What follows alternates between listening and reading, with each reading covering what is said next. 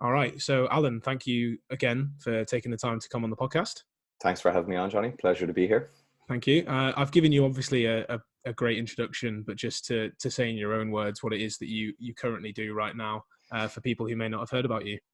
So currently right now, I'm a postgraduate researcher doing PhD research at the University of Surrey with a specific focus on chrononutrition, which is timing of food intake and how circadian rhythms influence metabolic function and health, with the kind of the overarching hypothesis from that field now being that later energy intake probably not as good as distributing more energy earlier in the day. And so we've been doing a study looking at the mechanistic reasons as to why eating more earlier in the day may be beneficial for metabolic health. Interesting. And that'll smack in the face of so many people that have talked about not eating carbs after 8 o'clock, including including myself, I'm sure. Well, the timing thing, it's been funny because a lot of this research in time restricted feeding or looking at distributing energy earlier versus later in the day has emerged in the last, say, 5 to 7 years. And I think certainly there's been a resistance to it in the health and fitness space. And I think that's been because for years there was this almost hyper focus on micromanaging, nutrient timing and protein every 2 hours and, had to be a minimum of X amount of grams and this kind of thing. And obviously research brought us away from that and more looking at, so everyone assumed that things like the timing and the distribution of energy were now irrelevant factors. But actually that was timing and distribution in a very specific context, which was things like muscle protein synthesis or fat loss in terms of calorie intake and stuff like that.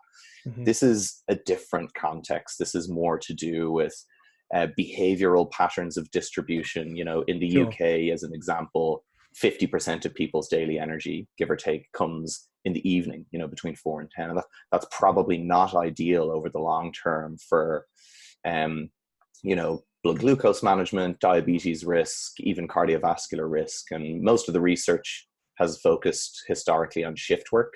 But now we're starting to look at more of what people call social jet lag. People's behavioral patterns aren't aligned with their circadian rhythms. And you have this disconnect then, and that maybe influences things like glucose tolerance, lipid metabolism, and just basically how efficiently you digest and process and utilize the food you eat. Yeah. Which is, fantastic. That's so interesting. And you'll have to fight with Danny Lennon over who comes on the podcast first to talk about that stuff. We'll do a round table. That'd be great. Me and Danny speak about this a lot. Yeah. We'll do a round table. That'd be great for everyone. That'd be awesome. But what we were going to talk about today, though, was more along that lines of research. And as you said, you're a PhD student at the moment. You live within the sort of body of research. And I think, as we were talking about before we got on record, there's a bit of a surge, I guess, of evidence-based practitioners at the moment who are all sort of talking about research, and we then have the public as well who have that message coming from these guys. But then we've also got the news headlines and the papers that will also say, one brand new study shows this one effect, and everyone's like, shit hits the fan. Right. So if we could, that's a huge ballpark question. If we can start it with the public, when they see something in the paper that says brand new study shows X, Y, and Z, how do they know that they're looking at the real deal that they should be worried about? I think for lay people in the public, and this is going to be harsh, but I think it's a harsh but true reflection of how bad the media reporting of scientific literature is. My default position now for people in the public generally, assume that the headline is wrong.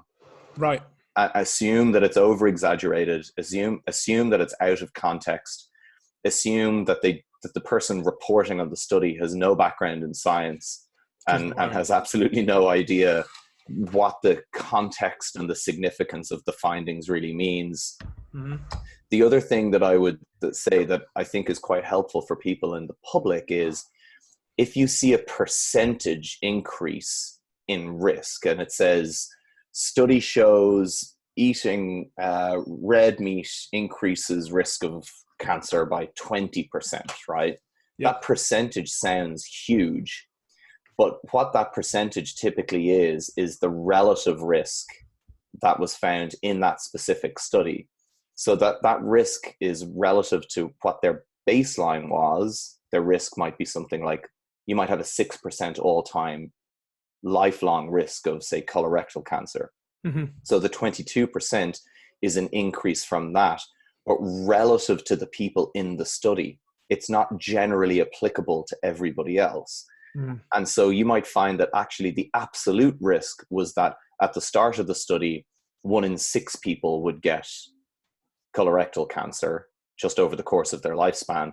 And then the difference is 2 in 6 people now get it. And that was an absolute risk. So when you think of it in those terms, it's often it's not that that's an extra person getting cancer is not insignificant in a real world sense, but it's just about putting the statistic in context. Mm-hmm. So when you see something that's communicated as a percentage, take it with a pinch of salt. The absolute risk is often going to be somewhat less scary than the relative risk. And also know that relative risk is really useful, but it's relative to that specific study cohort, the people in that particular study and what their characteristics were. Yeah. And it may not be relative to you as an individual. And so that I think helps people take the headlines with less of a kind of over emotional reaction. Mm-hmm. But honestly, for lay people, when it comes to news media headlines of nutrition science, just assume that they're wrong and assume that they're communicating it in a way that doesn't accurately reflect what the study was and what it found. Yeah, that's great, because as you said, the headline is always going to be there to make people read the article or buy the paper or buy the magazine. It's just like looking at the front of a Men's Health cover, isn't it, with these absolutely ridiculous claims. Yeah. And then when you read the article, it's much more much more. I was having this conversation with someone recently, and a friend of mine, and a dietitian in research, and we said that really what there should be is a kind of a media regulatory body that if any media outlet like a newspaper or a magazine is reporting on a scientific study, mm-hmm. Basically they have to get it green lighted in terms of what the headline is going to be and what the content is going to be, so that it's not censorship, it's just making sure that it's communicated accurately and fairly. Yes, because at the end of the day, the news people have that that's their responsibility, because they're the ones who are bringing this to the public. People on ITV, people on Channel 4, newspapers, magazines. Otherwise, we're asking a group of people who have no interest or aptitude for medical science or nutritional science to start reading research and pretend to understand it. Yeah, exactly. Which is just never going to happen. Yeah. But I guess that leads on to another, the next point, which would be for the public. I mean, hopefully they're listening to this show. They're in good hands. But a lot of them just, they're bombarded by people on Instagram, people on Facebook that actually don't have a clue either. No, and part of the problem with that now is the concept of being evidence-based is really in vogue, and I think people are using and abusing the term without actually understanding evidence themselves. And you see, a post or a blog, and it's just like, this is what the science says, from someone who wouldn't know what the science says if it kicked them in the face. Yeah. And that's a real problem. So it's this assumption that, someone making a claim can say, I'm evidence-based, or this is what the science shows. But in reality, people who do know what the science shows can easily see the flaws in that argument. The problem is, again, people in the public who don't assume that, oh, well, I saw this person made this claim and they said a study showed it, or they said this is what the science says. And that is really difficult. There's no easy answer to, I guess, how we get around that, save for getting more people who actually do understand science, trying to combat these kind of abuses of the term evidence-based or abuse of the term science. And that is, there's in the information age with social media and everyone having access, there's no easy answer to that, unfortunately. It's just trying to educate people to be really careful in curating who they follow and where they get their information from. Mm-hmm. Yeah, because as you said as well, like being evidence-based is very much in vogue. Pretty much everyone is going to put it next to their handle. And even if they are hugely biased for whatever reason, be that for personal preferences, success that they've had with themselves or clients. And I think the issue is that a lot of times these people talk about things that do work, but they talk about them for the wrong, they're talking about the wrong the wrong reason why that's working. That makes sense. They're talking about the method working for the method itself as opposed to the principle. Yeah, exactly. And you would see that, for example, with low carbohydrate diets and weight loss. And there will be this kind of hysteria over, oh, well, it's because you lower insulin and then because you take carbs out of the equation, you've low blood glucose levels and low insulin, and that frees up more fat and you lose fat faster. And that's why you lose more fat in a low carbohydrate diet. And despite really excellent, well-controlled, like the highest standard of study you can get in nutrition, disproving that hypothesis, you'll still get people who advocate that that's the reason why. Whereas, again, from the scientific side, well, yes, we know low carbohydrate diets can be effective for weight loss. We know that's typically because people swap the carbohydrate intake content of their diet for higher protein intake. There's a thermogenic effect of protein. There's a satiating effect of protein. People are fuller for longer. Yes, in people who are perhaps significantly overweight, there's a benefit to glycemic control, to their blood sugar management. But there are these reasons that have nothing to do with the reasons that people who are staunch advocates of the diet believe it works. So we know why it works, and we can explain why it works to people, but that explanation is almost too, I guess, simplistic for the people that, are the staunchest voices in that paradigm, who still insist that there's some magic insulin fairy, benefit to dropping carbohydrates and that they're magically kind of fattening or whatever.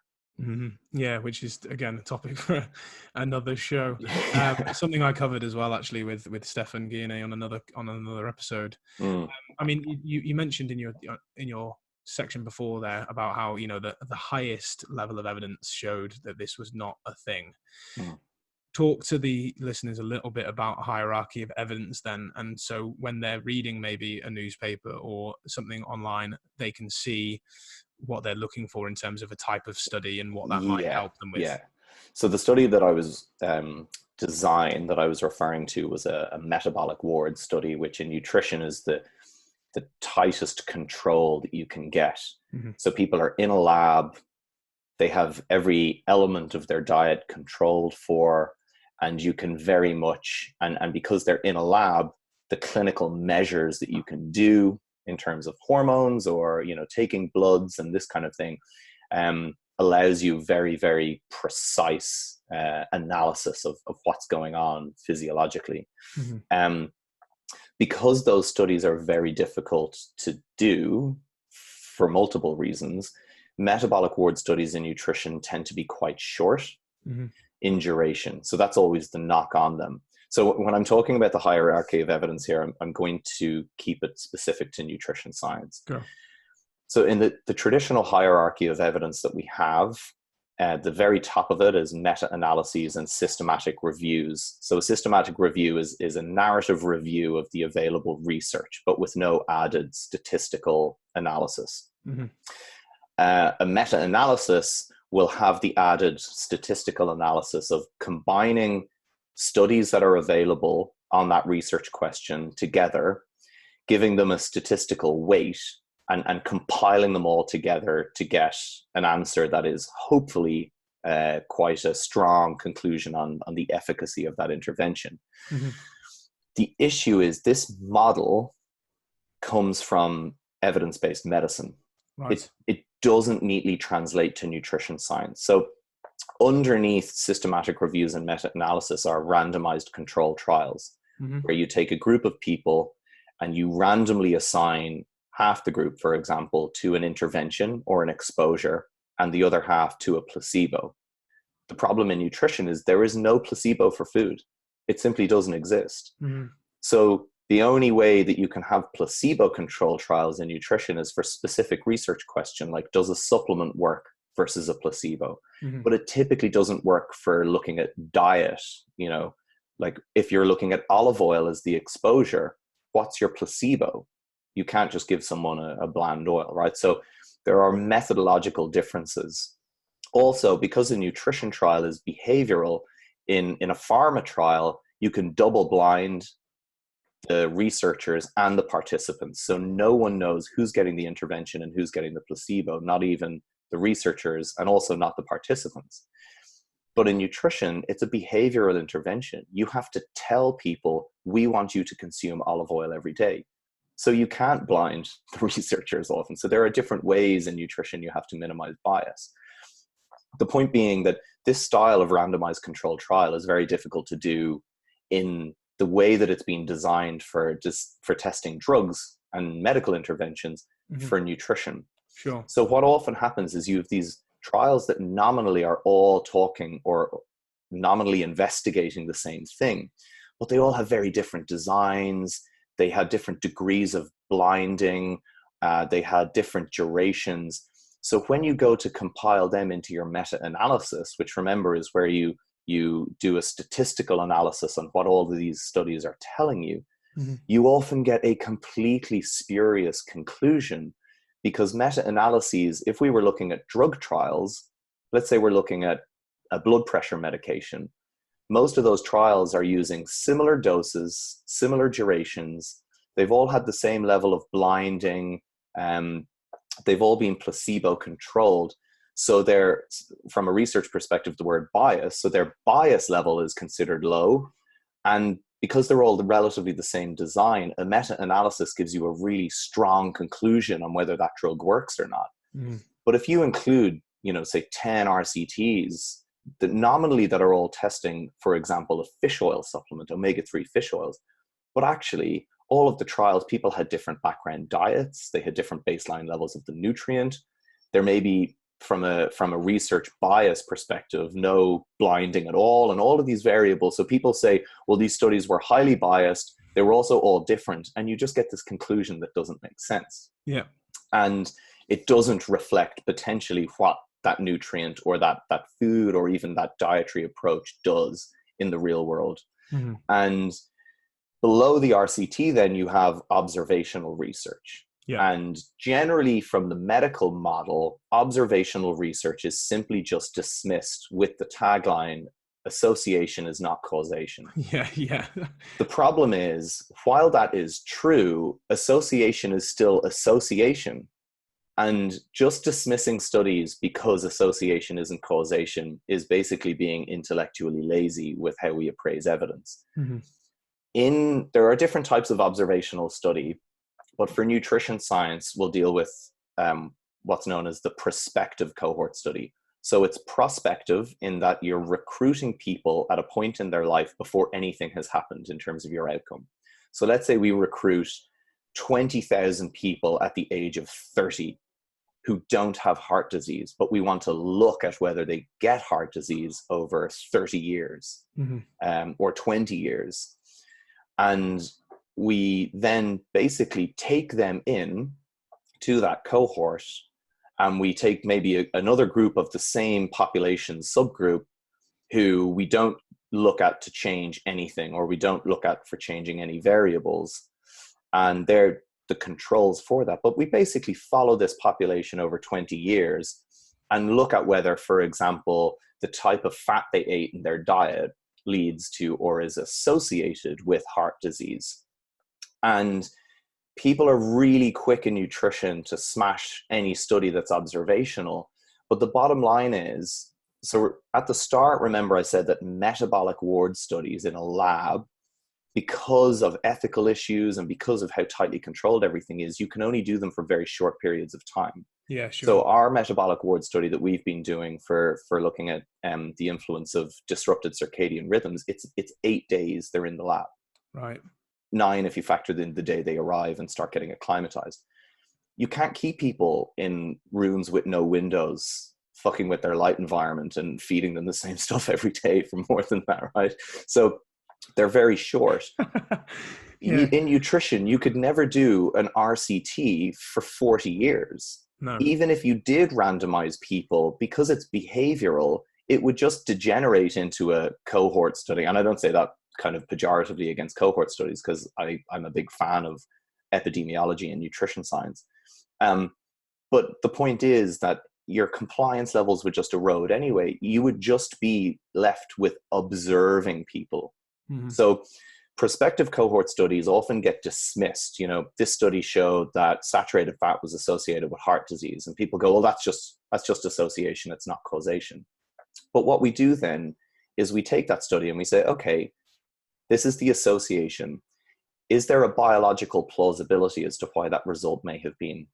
And then we look at mechanistic studies. Mm-hmm. So we can look at short-term metabolic ward studies which change the fat composition of people's diets and look at the effects it has on an intermediate risk factor like blood cholesterol levels. And we say, okay, well, there's a plausible mechanism here, because when they feed higher saturated fat, we see blood LDL and cholesterol levels go up.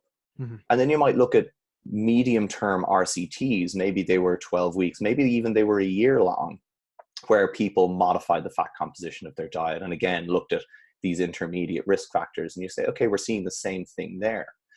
So nutrition science becomes this goal of always stepping back and considering every line of evidence that's available, and not just honing in on where are the RCTs.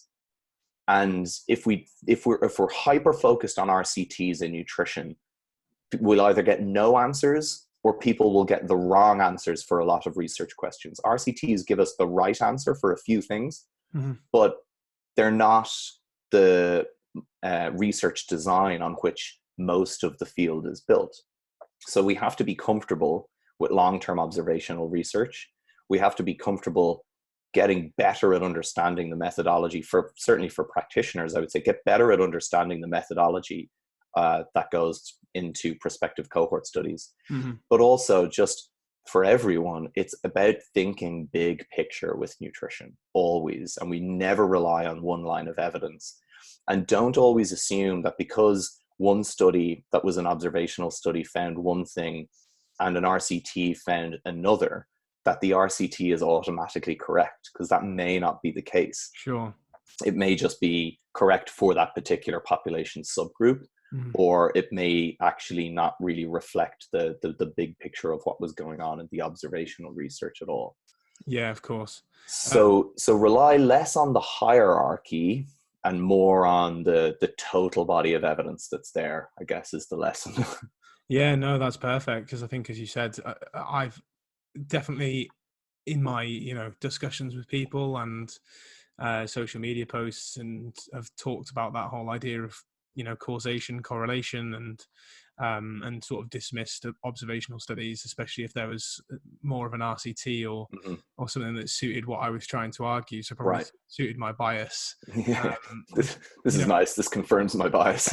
Exactly, but I feel like a lot of people will go down that path. Well, absolutely. As people who are low carb advocates, they'll find the studies and they'll say, look, this is what happened with the low carb diet. And the people who are more, maybe calorie based are saying, well, actually, if we look at this is what happened. Yeah. And I think one it also gets used kind of in an abusive way. So I saw a post a couple of weeks ago by a really, really prominent person in the fitness and strength and conditioning world, basically saying there is not a single RCT that shows red meat causes cancer. And it's like, well, of course not. There'll never be an like that doesn't invalidate the body of evidence that we have. And it's like, so it can be used to dismiss things. Well, where is the RCT? And it's like, well, no, the evidence that we have for processed meat and colorectal cancer is quite strong. And it's based off the same thing being found over and over again in observational research. combined with mechanistic studies that gives us an understanding as to why, for example, nitrosamines and a high concentration of heme iron in the same food source, in the absence certainly of dietary fiber, might trigger these carcinogenic processes. So we have a mechanistic understanding and plausibility, biological plausibility. We've really consistent long-term evidence.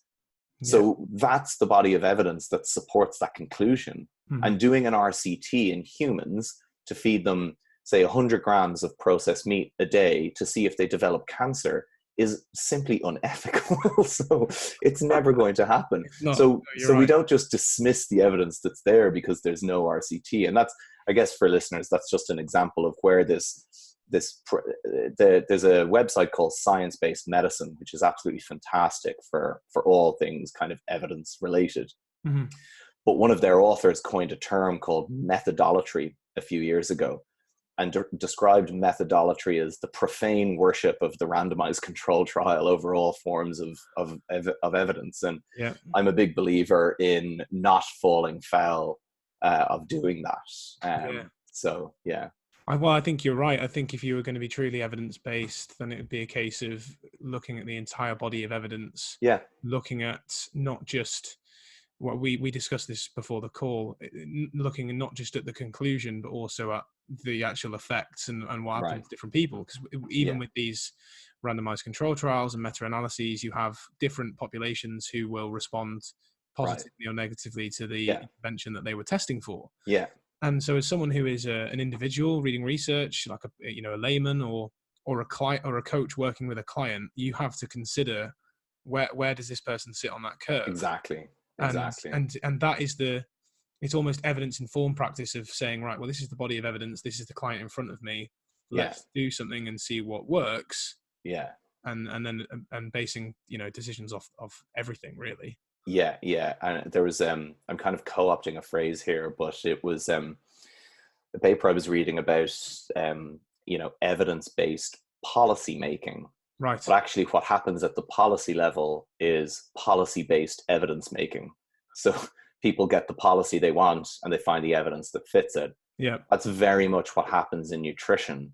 It's belief-based evidence finding. So it's like, I have this belief that low carbohydrate diets or I have this belief that vegan diets reverse heart disease. And people go out and find a study that supports that conclusion and don't give a shit about the methodology or whether it was good or not, and don't care that the intervention may not be relevant for people in the real world or is difficult to comply. It's just like, this supports my conclusion. I found this based on what I wanted to find.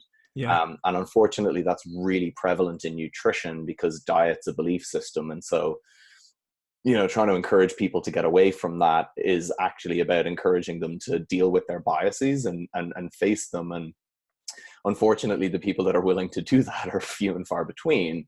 They're also the best practitioners in whatever discipline they find themselves in, because they are willing to do that. And they are willing to have their views challenged, and they have mentors and peers who don't agree with them on everything. And they're able to be like, oh shit, I looked at that study this way, but now that you've shown me this, I kind of can look at it another way. Well, I mean, that opens up a whole other kind of worms, doesn't it, when it comes to actually the interpretation of the data and the conclusion that comes out of it. Because a lot of the time, I've definitely been, bad for this myself as someone who's come into the world of nutrition and fitness outside of formal education and have done fairly decent certifications in it, but in terms of actually living within the research, it's not something I've done since A-level chemistry. And so then actually reading a research paper, you're looking at these different effects and p-values and things, and you're kind of getting your head around it, but then you're like, okay, conclusion, what are we looking at here?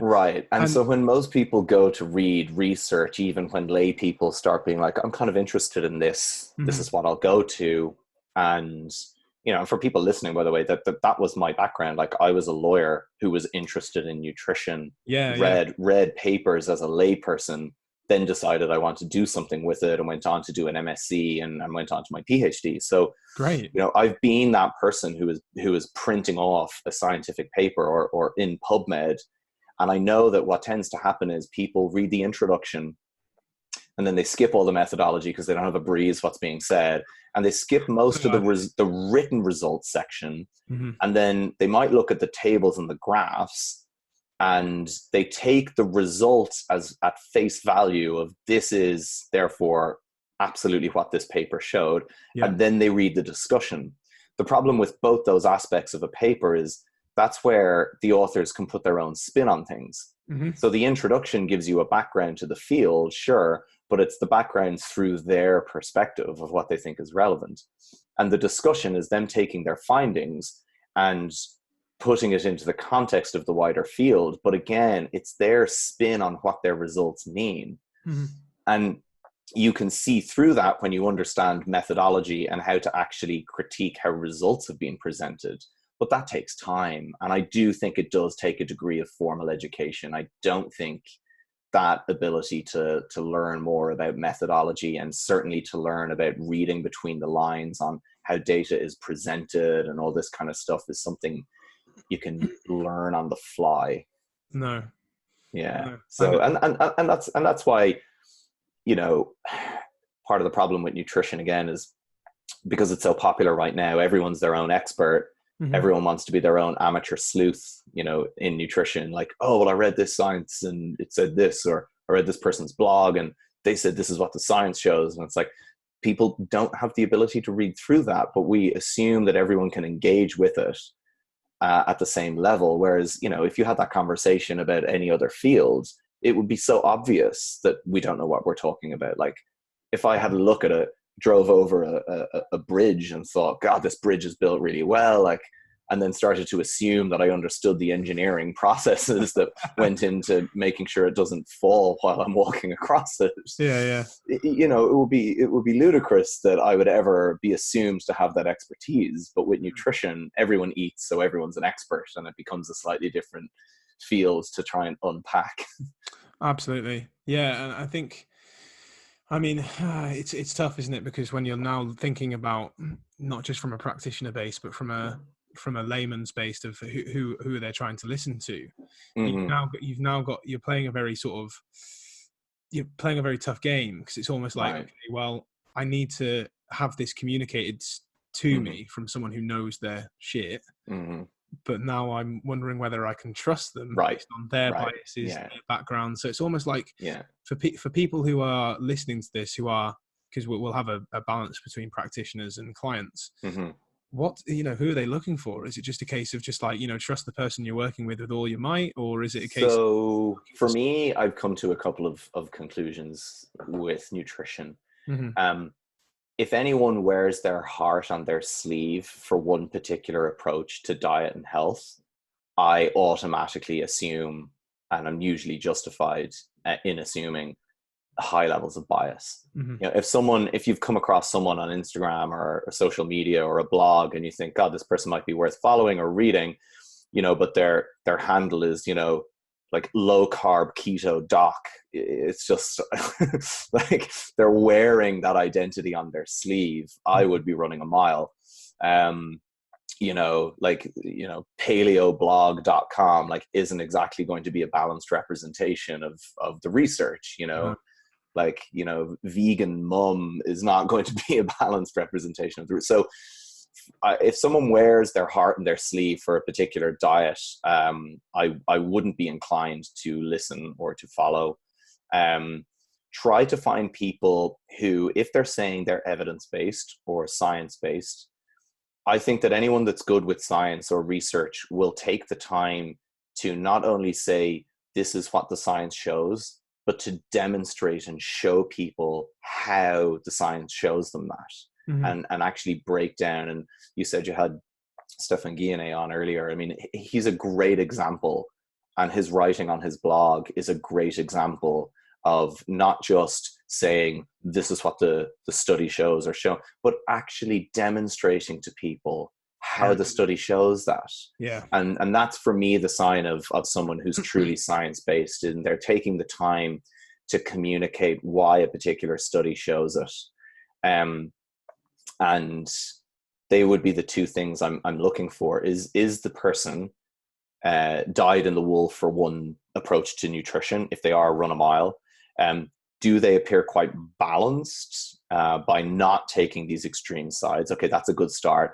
And then secondly, do they take the time to actually demonstrate why a particular study showed X or why it doesn't show X if the people advocating for it say it did?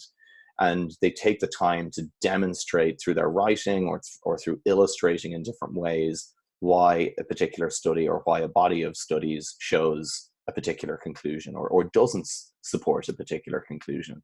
Mm-hmm. And they're the kind of traits I'd be looking for in the people that I get my information from. Sure. And I think, following on from that, then it's almost like people who are interested in finding out what the science actually says in terms, layman's client, mm-hmm. that type of thing, they almost should be looking for the same people that us practitioners look to in terms of maybe people who write research reviews. 100%. Yeah, absolutely. That do that from a very non-biased standpoint. Yeah, exactly. Like, don't just kind of gravitate to like, some kind of like bro with little actual background in the field, that's gravitate to people who have some element of qualification and who actively go to communicate this content either on their social media platforms or with online research reviews, and other, it's not just research reviews per se, they can be helpful, but also, people's websites and their writing. Perfect. I think the only last thing I would talk about then would be, we were talking about body of evidence, mm-hmm. and I think the question I would be about animal evidence and where you feel it's in, because I've noticed myself from certain practitioners, from certain evidence-based practitioners, animal evidence is almost a sort of pick and choose. Right. Like, when it suits my bias, I'm going to tell you about this study about rats that showed this, but actually when it doesn't suit my bias, I'm going to discredit it. Right. I'm just going to say it's an animal study.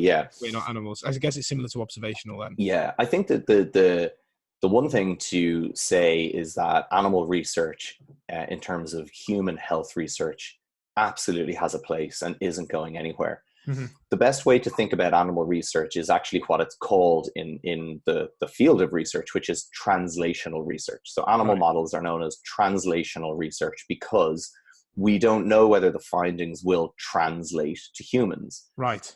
But we can use, so for example, mice are the closest mammalian species to humans in terms of pathways and stuff. Okay. So we use mouse models to look at if something is carcinogenic, because the pathway might be the same in humans. Certainly from a chronobiology perspective, a huge amount of the chronobiology or chrononutrition studies are in mice for that reason. So animal models are absolutely necessary for us to begin the process of looking at what might be going on in humans or testing things before we get to actually looking at them in humans. And they're really informative for that reason, but they are translational in nature. And so if only animal models exist, it depends on the research question, but certainly for diet and health relationships, we can't rely on those findings until there has been some degree of translation into humans. Mm-hmm. But I would never, if someone is relying on a study to support a given point and their only reliance is a study in mice, then I definitely think that requires taking with a pinch of salt. But I do think it's really helpful for people to know why animal research is not going anywhere, because we need it, right? We need to find out if a compound is going to be carcinogenic or is going to affect reproductive function. Animal models are how we know artificial sweeteners mechanistically do not cause cancer. Then we have the long-term human consumption data that supports that position. Sure. So they have their use. It's just, if you're doing a study in animals on, timing of food intake or stuff like or their effect of a diet on their metabolic function, it's a little different because they're much more responsive to changes in their energy intake than we are. So if you look at like longevity, people in the fasting community love some mice and rat models, because if you take 30% of their energy away, and feed them a 30% energy deficit, you get this quite significant increase in their lifespan. But a 30% energy deficit for an organism that weighs about 3 pounds is enormous. A 30% energy deficit for a human's not like, it'd get annoying after a few weeks, you'd be hungry, but it's much more. So it's a relativity thing in terms of what impact some of those nutrition interventions would have. Sure? And just because a mouse lives 8 days longer from caloric restriction, we can't necessarily say that caloric restriction improves human lifespan by 8 months, or whatever people extrapolate it out to mean. And would you really be that scabby for the extra 8 months if it meant eating in an energy deficit for the rest of your life? So 8 months, no? Right. So Okay. So let's think about that translational element. Yeah, perfect. Even if it was true, would you want to do it? Would you want to be that way? No, yeah, exactly. No, perfect. No, great. I think that's covered pretty much everything I wanted to talk to you about. It's got a lot in there for both. Brilliant. Hopefully. And practitioners. Yeah. So last thing, I guess, Alan, is just, where would you want listeners to go to find more about you? So right now on Instagram at @thenutritional_advocate, and I'm just putting the final touches on my own website, and kind of research focused website. So if people did want to get, I guess, learning a bit more, because I'm trying to focus it on being educational as well as not just here's what this study found. Sure. And that should be live at the end of the month. Great. Yeah, and I can definitely recommend the Instagram page. I was just on your stories this morning looking at a study being broken down with diagrams and arrows and everything, as you said. So that's it. Got to demonstrate to people. It's why you've got the 40,000 followers. So yeah. Hopefully they're getting a benefit. Yeah. Good man. Cool. Well, thank you, Alan. Good stuff, Shani. Thanks very much.